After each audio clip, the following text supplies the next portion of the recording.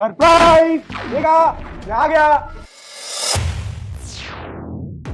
ये नकली बच्चा है। क्या हुआ? अरे कुछ नहीं देखा, मैं आता हूँ।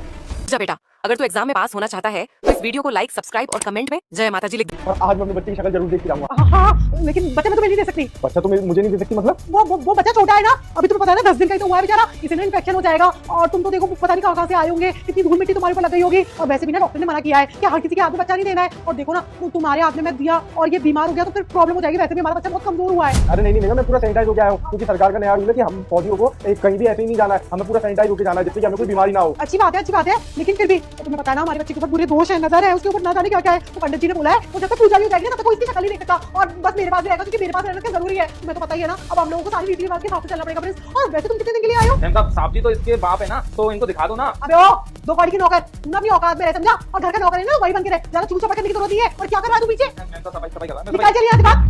निगाह पर तुम की आवाज तो सुना सकती हो। अरे तो वो सो रहा है, जबरदस्ती मार के उठा दूं क्या? देखिए क्या तुम फालतू की बातें कर रहे हो? जब तुम बच्चे थे ना, अपनी मां से पूछना, उन्होंने क्या तुम्हें पाला होगा। पर तुम्हें तो पता नहीं क्या दिक्कत हो रही है। जाओ यहाँ से, तुम कितने दिन के लिए आए हो? अब निगाह इस तरीके से क्यों पूछ रही हो कि तुम आए हो? क्योंकि ना तुम्हारा ही दोष है मेरे बच्चे के ऊपर, मुझे पंडित बता चुके हैं। निगाह, मुझे ये तो नहीं पता कि मेरा दोष है कि नहीं है, पर मैंने अभी एक चीज जरूर देखी कि तुमने जो नकली बच्चा लिया, कम से कम कुछ पैसे खर्च करके ऐसे तो ले ली थी जिसकी खोपड़ी पूरी सही हो। इसकी तो खोपड़ी में छेद हो रहा है। क्या बकवास कर रहे हो? कौन सा नकली बच्चा है? ये मेरा असली बच्चा है। अभी जब मैं यहाँ पे आया था ना, जब मैंने यहाँ पे बॉम्ब फोड़ा था, तभी उस नौकर ने ना पीछे से लिख के मुझे दिखाया था ये नकली बच्चा है। मुझे उसकी बातों पर विश्वास नहीं था, तो मैं यहाँ पे आया, मैं तुमसे बात करने लग गया और बातों में मैंने देखा कि उस बच्चे की खोपड़ी में छेद हो रहा है। छेद ऐसा कुछ भी नहीं है, तुम जाओ यहाँ से प्रिंस। कैसा है और कैसा नहीं है ना, सब कुछ मैंने अपनी आंखों से देख लिया है। अब कुछ भी छुपाने की जरूरत नहीं है। हटाओ सके बच्चे को।